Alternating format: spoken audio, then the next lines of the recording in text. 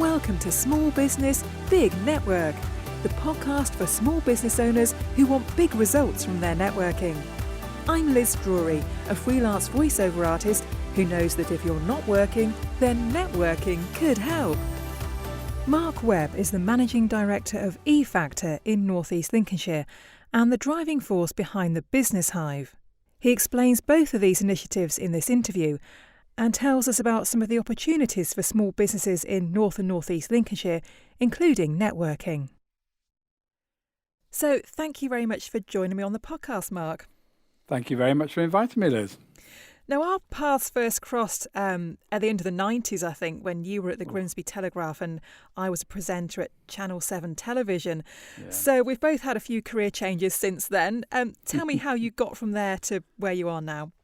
Oh, well, that was a route and a half. I think it's, I love my time in newspapers and in media. It's kind of where I cut my teeth in business, I suppose. But after being there for a number of years and taken over at the Telegraph as MD for a bit, I felt the need for enterprise and entrepreneurship. So when I left there, I went to start up my own newspaper, which you might recall, the Cleanfeed Chronicle, yeah. Which was an absolute delight to run. Ran for 10 years, in fact, which surprised everyone really. But it had something different to say and different thing to do. So that's what I did. And while I was doing that, I learned such a lot about starting up, a lot about the challenges of starting up and running your own business that just added to the experience that I'd had before in lots of smaller businesses that I'd started and run and failed in some cases. That I thought this was an opportunity. So that's why I started E-Factor. Yeah, that's how I came to do this. So what is E-Factor? What does it do? Who does it help? Well, E-Factor is a really interesting concept, I think. It's basically a business. It's a company, and I suppose you could describe it as a property company if you wanted to. But a property company with a difference that we are a not-for-profit. So it's odd because the thing that drives us as E-Factor every day is being able to support entrepreneurs and local businesses. Because our belief is what drives us in the fact that small business and small business owners are the absolute lifeblood of any economy like ours, in a town like ours. And so in thinking about how E-Factor could play a part in making that belief real and do something about it, the answer was through property. So now I think we're the largest commercial property owner in North East Lincolnshire. And everything that we do for every property that we buy, every bit of rent that we charge, all the profits that come out of that go back into supporting entrepreneurs and local business. It's fantastic. And that's how we cycle the money around. Yeah. It is fantastic, though, Liz. I absolutely love it. It's incredible. I have one of our team here said the other day, you know what I like what I like about working at E-Factor is there is never that Sunday night feeling. Mm-hmm. You know, that we used to get when you worked in a place that didn't really have your heart. Yeah. Yeah, that. Yeah. So I love that. So how many buildings do you own now? We've got 8 sites across North East Lincolnshire, some large and some small. The biggest one, obviously, is the Enterprise Village down at Prince Albert Gardens. We've got about 30-odd tenants. Not that our tenants are odd, but 30-odd tenants, I mean. And that's going really well. It's like it's called a village, and I'm so pleased that it is that. It's not just a light industrial park. It's got so many different types of businesses, from IT companies to there's a boxing gym, there's a cheerleading group, there's a jeweler, there's a garage, everything in between that you could think. This is a real village feel of local business. All of them local. We only ever let to local businesses. And a fantastic cafe, I have to say. Oh, yeah. Yes, my waistline is testimony to the fantasticness of that cafe, I tell you. But yeah, and that also helps make it a village, because, a place where people can get together. Yeah. It's great. Now, I think you have some involvement in the community energy project too, don't you? We have done, because of our this is a green town, Liz. We are driving ourselves forward as the centre of all things renewable and green energy. So it's only right that we should also think, even from the smallest business, should think about how we can make sure that if we're in that town that we're showing our own credentials. So the Enterprise Village is covered in solar panels. We're just installing some electric vehicle charging points, which we'll make free to the business community, but for a donation to charity, to a local charity. Oh, great. So you can charge your car for nothing, and that's so we're doing that in conjunction with My Energy. It's a great little partnership, so we're carbon neutral in our little enterprise village, and everywhere we go, we try and make sure that all of our systems and all of the way that we build our buildings and run our buildings are green, because it's a big part of what we should do. Yeah, fantastic. Yeah. Now, I know that one of the buildings that you own is the Business Hive, but the Hive is more than just a building, isn't it? How would you describe it? The Business Hive is just, it is the absolute personification of everything that's good about our business community, our local business community, in my mind. It's a gathering of nearly 300 businesses who have become members. They pay to become members of the Business Hive, and the whole purpose behind it is that the Business Hive team aim at trying to bring things that you would otherwise never get to see as a local small business owner. So we try and bring in great speakers, and we put on great events. We bring people together. We make contacts. We help people connect with each other and do business together. All of these things, and we help one-to-one with coaching. All of these things are drawn from the idea that we are a business community, and if we can facilitate that community coming together, both physically in a space, but also mentally as part of a club, then that's what the Hive is about. It's about everything that business should be about. Now, the networking meetings at the Hive, the first Tuesday events, are quite famous locally, I would say. Yeah. Obviously, those haven't been able to happen over the last year. So how have you felt about not being able to have those physical meetings? Yeah, it's for a company, and personally, who absolutely believes in, seeing the whites of people's eyes and having a really good strong connection, a person-to-person connection. It's been hard. It's been tough, and I was skeptical about the ability of electronic medium to be able to replace that kind of networking, that kind of contact. And I don't think it ever will. Frankly, I think there's something about being in the same room with people. There's a connection that's made. We are human. That's how it works. But I've got to say that people have rallied around during this awful pandemic. And we've had first Tuesdays and third Tuesdays running online with a good group of people. We've set up and run business bubbles, which I know you've been part of, Liz, that have been really popular, and just an ability to sit with some people who share your positivity and your aspirations and your hopes, and be able to chat with them about things to do with your business and about where you're going and you personally. So networking hasn't gone away. It's just adapted as all good businesses do, But Liz, I can't wait to get back in a room. Yeah. Don't you think there's something about it? Something about walking into a room and people. Definitely. I love it. So tell me a bit more about the bubbles and how the idea for that came about. Well, that was it was kind of born out of the feedback that we'd had. We're always looking for feedback from members and from the business community, and even before the pandemic, some of the feedback talked about how going into a room full of, let's say, 70 or 80 people, which you might see at first Tuesday, could be sometimes quite daunting, or might restrict the amount of in-depth conversation you can have about something that was on your mind, or something you want to talk about, because it was too a larger room, and you wanted to make sure you got around to see lots of people. So we created the business bubbles primarily to allow small groups of people to have a conversation, an in-depth conversation for around about 90 minutes, to be able to get underneath some of the issues or some of the challenges or the good news that they wanted to talk about.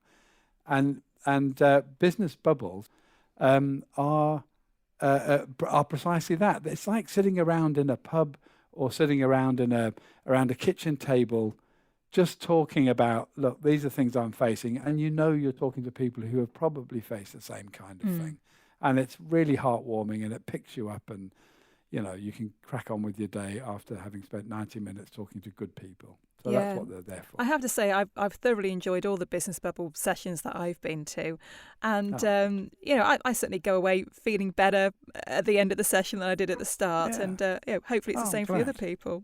Yeah, well, all the feedback suggests it is. Yeah, and I know that's a hackneyed thing, but you cannot get away from the fact you can have as many spreadsheets and software as you like. You cannot get away from the fact that the thing that makes us feel good when you're in business is contact with good people. Yeah. Whether they're customers or clients or whatever it is, or suppliers or just colleagues. Having contact with good people, it just lifts you up. Yeah. Now, you mentioned about the First Tuesday events can have 70, 80 people in the room, and they're always just very informal events. What made you pick that format for your networking?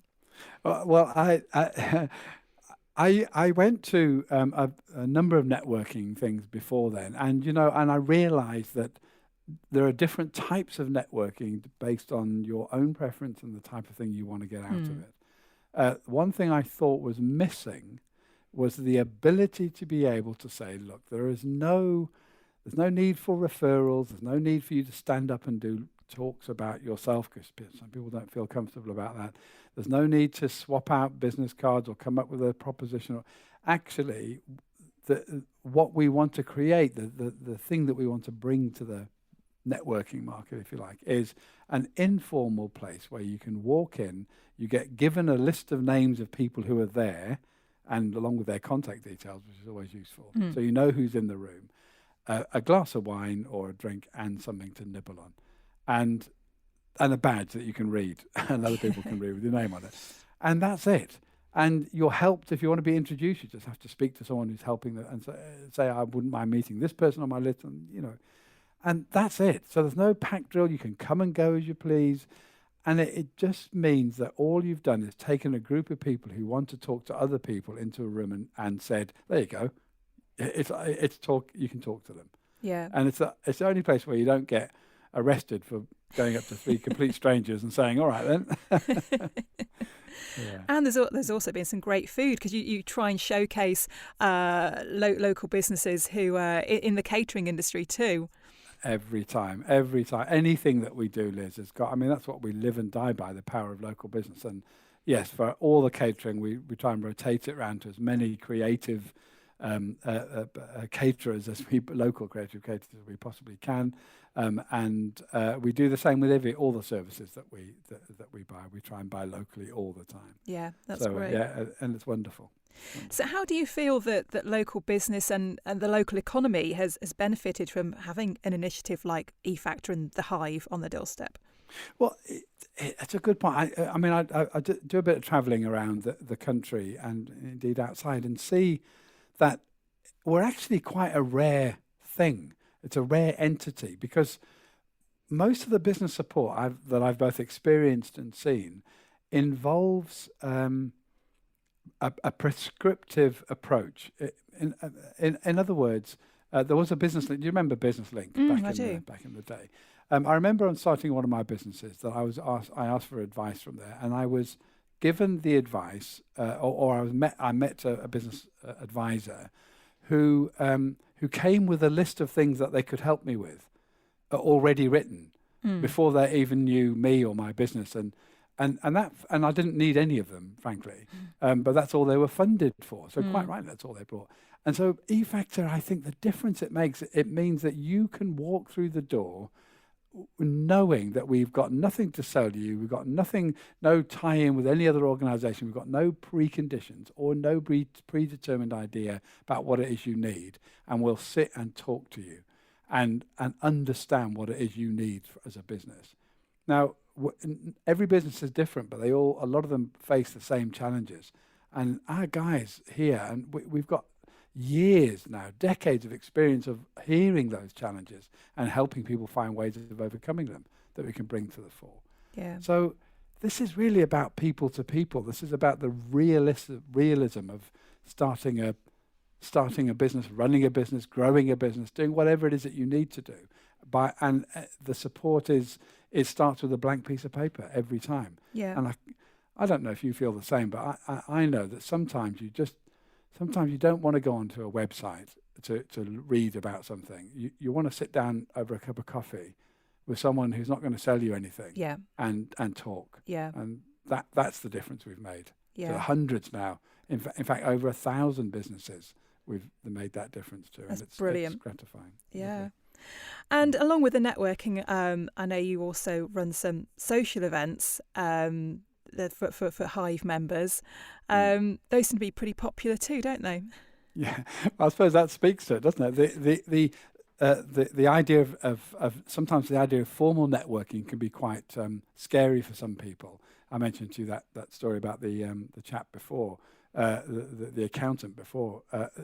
It can be quite scary to go into a room full of people. So sometimes if you create a social event like a barbecue or the Business Hive challenge, where we're shooting archery and all those things in competition, anything that we do like that, breakfasts, and they take away the idea that you're there for a particular thing, that you're there to perform and feel the pressure of having to perform as a business at a business event.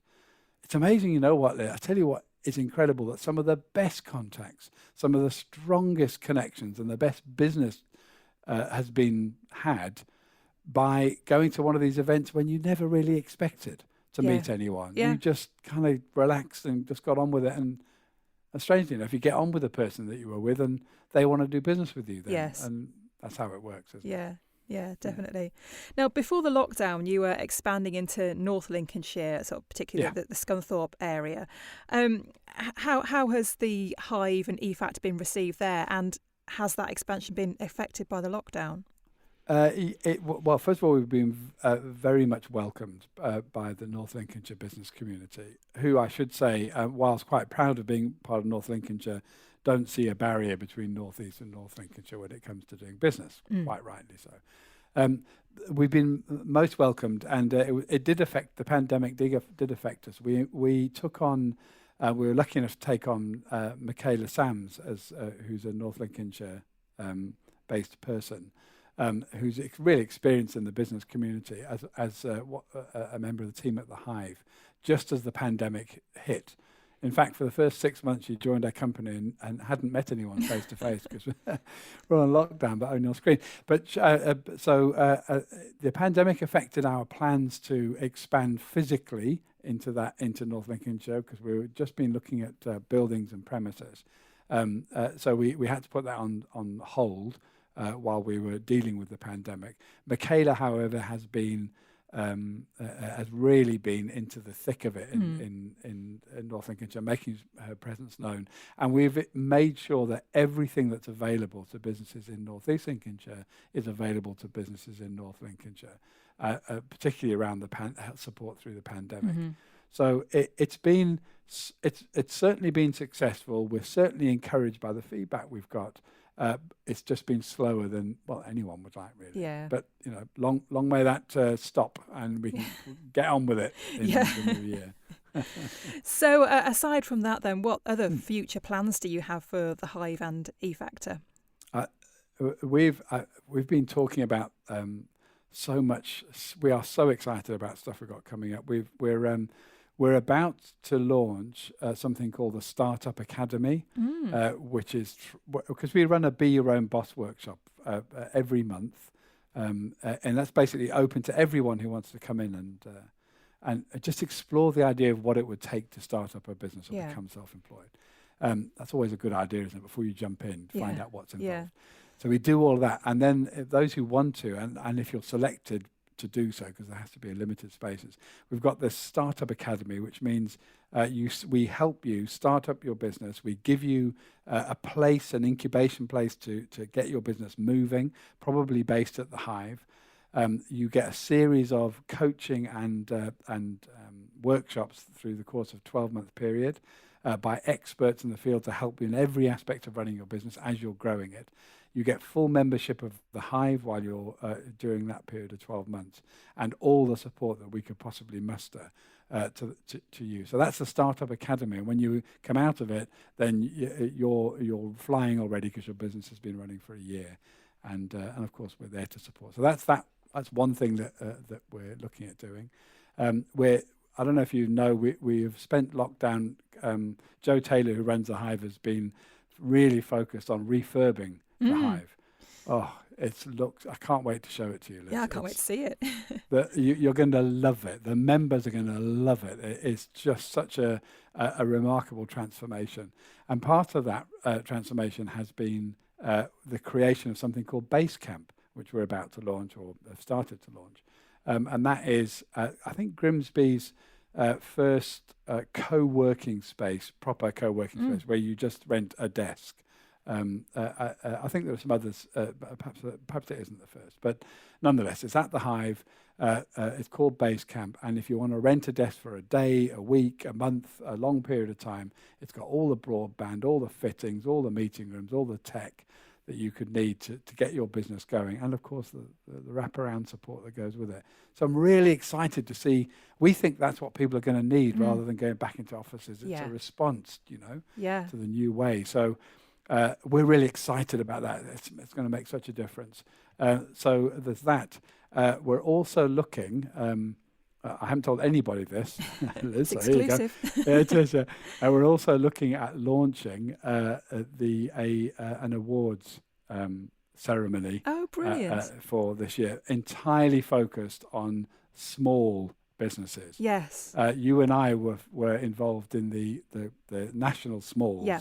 If you remember. Yep. Because you were a shortlisted person in that. I was. Fantastically so, and much deserved. And so I was quite inspired by that, and I thought, wouldn't it be amazing if, almost as a prelim to the nationals, we could run our own local event along similar lines, which would then feed directly into throwing those people into the national awards or entering into national awards. That's a great idea. It can be very difficult as a very small business. I'm just a one-man band, to get much traction in the awards, because even awards that are for small businesses, an SME can still be quite large, compared to me. And the awards often ask for what your turnover and your profit has been for the last 3 years. Well, I'm just one person, so it's not that impressive on the scale of things. No. So it's kind of hard to compete, I think. So I think that's a great idea, to make something that is specifically for very small businesses. Do you know, that's absolutely, you've hit the nail exactly on the head. That's the point about that. It really focuses, these awards should really focus not, of course, being solvent is important. It's going to be a business, but it focuses on all those other lovely things that a business, a bit like you do. I mean, this podcast, for example, where does that get recognised? It's not necessarily a financial, doesn't hit your bottom line necessarily. No, not at all. But it's such a great thing that you do for the business community so those kind of things don't get picked up enough. And this isn't a replacement for any other awards, I hasten to add. It's just trying to focus on the group of businesses that we absolutely love and adore, and that's the small side of small to medium enterprises. So we're excited about that. We hear news coming up about that soon. And the last thing we've got planned in is something called the Enterprise Table. And I'm really quite excited about this because, we live on the idea that enterprise is a choice that, regardless of who you are and what background you've got, it's a choice that you could make. Given the right support, even if you're facing ridiculous personal challenges, enterprise could be a way towards financial independence, towards you taking control of your future. But we're well aware that running things like Be Your Own Boss workshop and things can be quite prohibitive because it requires you to come to the enterprise village, walk into a room full of strangers, and that could be quite difficult. So I'm launching the Enterprise Table later on in this year, which is basically going out to the community to say, you're happy if you've got an idea in your mind that you wouldn't mind sitting around a kitchen table talking to a friend about because you think it's a good idea. Well, in one of our premises, this is one on Wellington Street, I'm going to put literally, I'm going to put a table there, and I'm going to have some coffee there. And if you want to come in, no formality, no anything, and talk to me or to one of our guys about your idea, we'll talk to you straight. We'll tell you this is a great idea, or this is what you could do, or have you thought about that? And you can be there for as long or as short as you want. But it just gives you a chance to say, in an informal setting, I think I might have something here. Yeah. And, if you have, we'll help you make that happen as well. I'll give you a small table in the same room.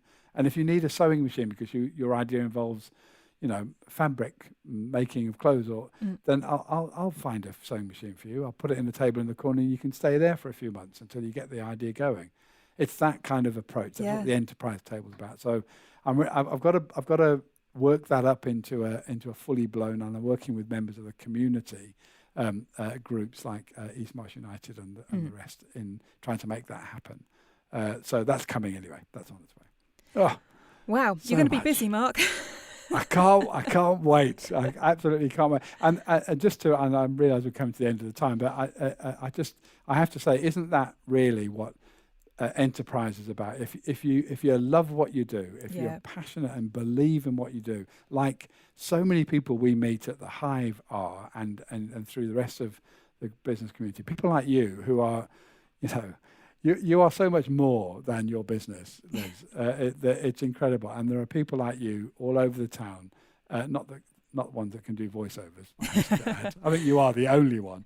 That it's an inspiration doing this kind of work. It really is. Yeah, sounds like you don't actually work, Mark, do you? I don't. That's it. Oh, how happy is that? It's just, it's amazing. Yeah, that's how I brilliant. feel too. I don't work either. No, precisely that. Well, that's been fantastic, Mark. Thank you so much for chatting to me. And if any of the listeners are interested in any of those initiatives that you just mentioned, what's the best way to get in touch with you? Well, I'm everywhere that I hope to be. I'm on LinkedIn. I'm on Facebook. My email is mark.webb@e-factor.co.uk. My number is landline is 252780. You can get me there, or go onto our website e-factor.co.uk, and you'll find all the different things we do there. You can book onto events there, come to your beer and but whatever it is you want, whatever you want, well, within reason, just give us a shout. Brilliant. Well, thank you very much, Mark, and good luck with all this stuff you've got coming up. Thank you very much. I look forward to involving you in it a lot. Thanks, Liz. Thanks for listening to Small Business, Big Network. If you found this podcast useful, please do rate, review and subscribe. And don't forget to share it with the rest of your network too.